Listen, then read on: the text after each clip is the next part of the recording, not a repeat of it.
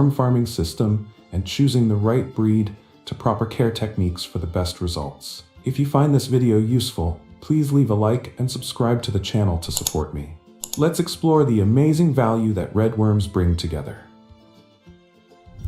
To start raising red worms, you only need to prepare a few basic but essential elements.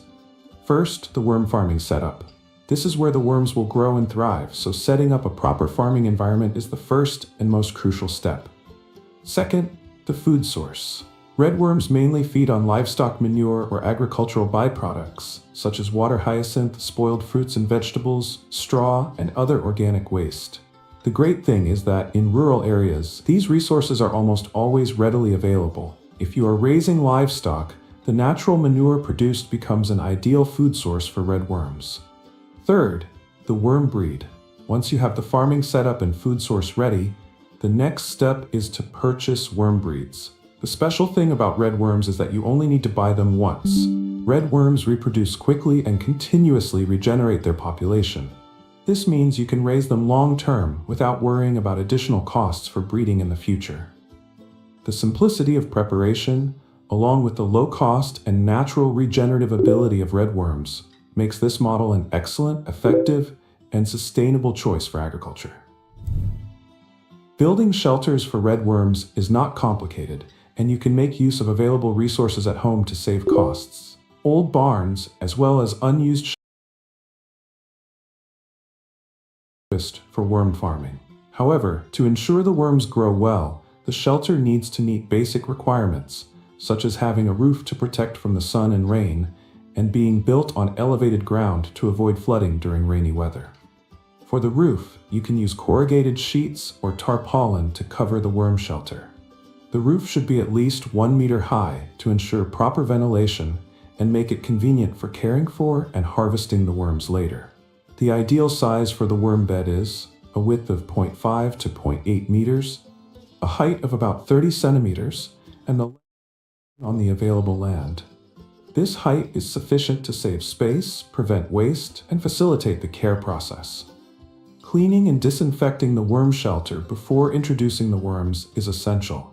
You can use veterinary or agricultural products recommended by experts to ensure the best results and safety for the worms. The flooring of the worm shelter is a crucial factor. Red worms thrive in a moist environment, but it should not be too wet, so the floor needs to have good drainage. You can choose between soil, sand, or cement flooring, and most crucial, depending on the resources available. If you use soil or sand, the advantage is low cost and good drainage. However, the downside is the need for frequent watering to maintain moisture, especially during hot days.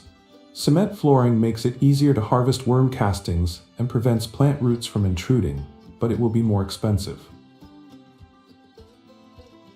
One important note is to never use tarps or nylon sheets under the floor of the shelter, as they do not allow for proper drainage, which can lead to waterlogging.